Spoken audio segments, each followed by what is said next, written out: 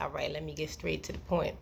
There's a lot going on these days as to what role a woman plays in the household and what she has to bring to the table, you know? And it's sad that the importance of women even has to be questioned. I'm talking about women who take care of the children, women who go food shopping, women who take care of the home, women who nurture everything, women who nurture the husband, women who just with their presence alone. There's nothing more beautiful than a woman. I don't care what nobody says. Nothing on the earth is more beautiful than a woman. When you see a woman walking down the street and make your head turn. I'm a heterosexual and I'll spin around and look at a beautiful woman. Woman, her presence alone. Because it brings a softness.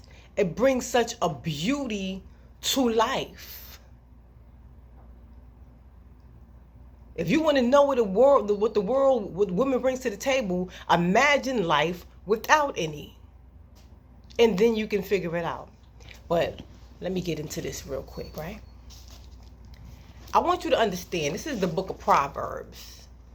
I reference the Bible a lot not because I believe everything in it, but I do believe certain things in it. And it's something that is universal, that we can all relate to one way or another, whether we totally believe in it or not. I want you to notice how in the book of Proverbs, wisdom is always referred to as the feminine energy. But before I even get there, I want you to hear this, right? It says, "My son, hear the instruction of thy father, and forsake not the law of thy mother." Now, there's a difference between instruction and law. Let me say that again for y'all one more time. "My son, hear the instruction of thy father, and forsake not the law of thy mother, for they shall be an ornament of grace unto thy head, and chains about thy neck." What does that mean? It means the mother sets the laws. These are conversations us as children might not have had, but let's face it. Mama's going up to the school the most. Mama's making the breakfast. Mama knows everybody's personality the best. Mama knows where everything in the cabinet is. Mama knows where daddy's stuff is at, and he done put his stuff there, but she still know where his stuff is at better than he does.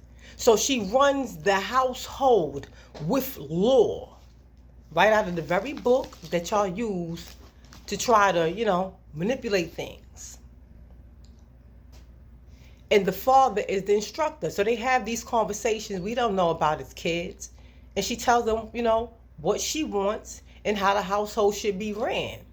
You ever was younger, you never paid any attention, but you remember when you was younger and your mother told you to do something, and the moment you didn't do something, she said to you, "I'm going to tell your father." Remember that? You understand what I'm saying? Now you getting my drift. So for one, she is the law in the household, and the father is the instructor, because he is her protect. Don't forget, people forget what providing and protecting is about. He protects what she enforces. The laws she enforces, he protects that. That's what he's there for. And a lot of y'all don't want to believe that, but it's true. I'm going to something else real quick. It says, "Happy is the man that findeth wisdom, happy is the man that findeth wisdom, and the man that getteth understanding. For the inheritance," let me read that over, y'all. I'm sorry. "Happy is the man that findeth wisdom, and the man that getteth understanding. For the merchandise of it is better than the merchandise of silver, and the gain thereof of fine gold. She is more precious than rubies, and all the things thou canst desire, and are not to be compared to her." That is wisdom being portrayed as a feminine energy. Notice how they keep saying she when it's referred to wisdom. I'll go further. "Get wisdom, get understanding, forget it not. Neither decline from the wisdom of from the words of my mouth. Forsake her not, and she shall preserve thee. Love her, and she shall keep thee. Wisdom is the principal thing. Therefore, get wisdom with all thy getting understanding. Exalt her, and she shall promote thee. She shall bring thee to honor when thou doest embrace her. She shall give to thine head an ornament of grace. A crown of glory shall she deliver to thee. With that being said, there's a lot of brothers who do not want to tap into their feminine energy. There's a lot of power in feminine energy. And with that also being said, let your woman be a woman. Let her run that household how that household needs to be ran, and stop trying to take both duties as lawgiver and instructor. It's not your place. And then you don't understand what women are saying when they're saying that you're being sassy because you're trying to play her role because you want to be so dominant in everything and you want to run this, and everything is not to be ran by you. This is no shade. It's not your place.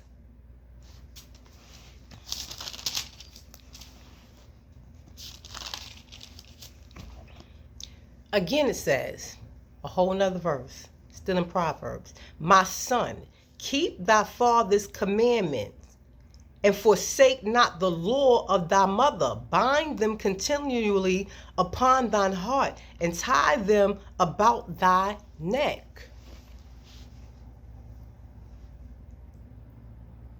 Allow your woman to create the laws in the household like she is supposed to. Stop trying to take away her power.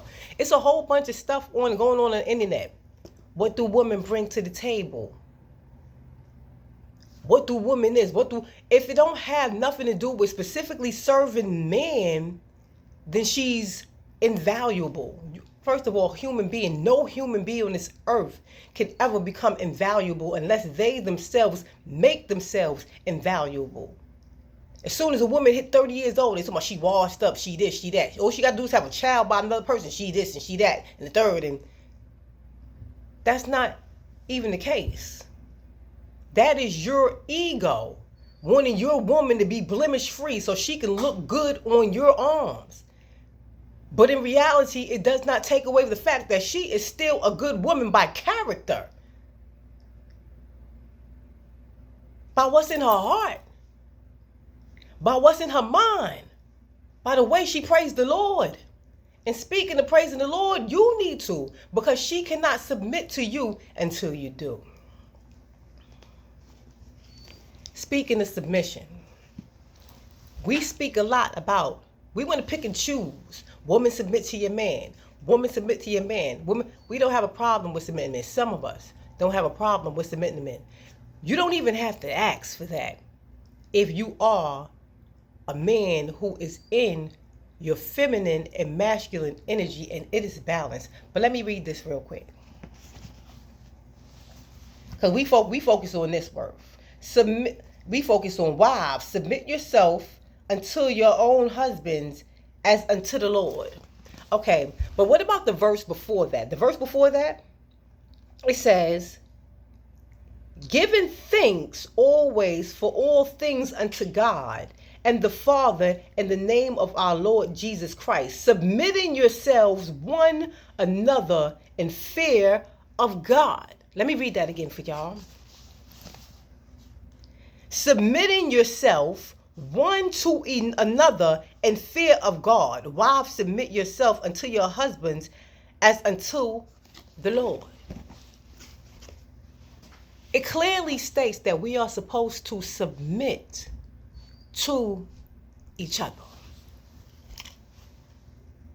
Not women, just submit yourself to your husband. But we want to keep throwing that line around. You must submit to your wife. And if we're going to get technical and petty, then which verse came first? You see how that looks? You know, we are supposed to submit to each other. If we don't, even if this verse wasn't in the Bible, if we don't submit to each other, then where's the balance?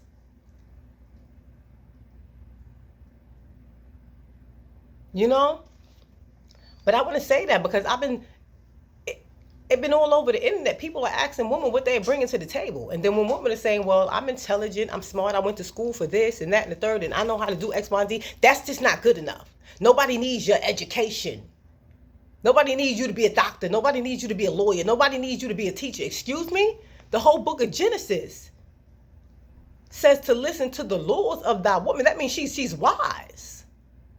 She's intelligent. She's smart. She is sophisticated. Stop trying to take away the power of the woman. Brother, just like her presence brings out something in everybody in the world, so does yours. You could be the wimpiest of a man.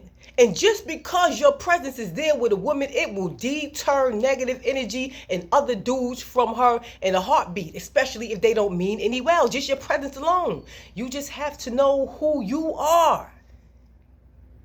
So stop trying to reduce who she is and find out who you are. You was born it already. You're lost within yourself.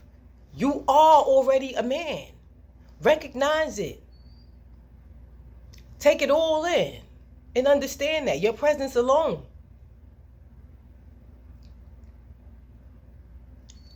Act on it. Speak on it. Feel on it. Stop letting these social media outlets and all of this macho talk and this egotistical talk get in the way of who you really are. You are a man. You just have to know that and conduct yourself as such. Because that determines how manly you are or not. Who you allow yourself to be. How you allow your character to be betrayed. I said portrayed. Or betrayed. You know? But stop this gender war thing. We all run this. We all have our role that is divinely guided for us to play out. Let us live in ours. And sisters, y'all out there too. I've been there. We want to set the law and do the constructing and all this, that, and third. We got to chill with that too. But right now, I'm coming for the heads of my brothers. Because it got to stop. Put her back on her throne where she belongs and let her run this. And if things get out of pocket, that's where you come in at. That's like, oh, you think you thought it was a game playing with me? All right, I got something for you now. That's when the big dog come out. Don't worry about her role as the lawyer, the lawyer, the law setup. Know who you are. Know what's going to happen if somebody don't follow those rules and laws. There's power in you. If she got that much power, and if that power is violated, you got to come through. Know who you are. I'm going to leave that there. Good night.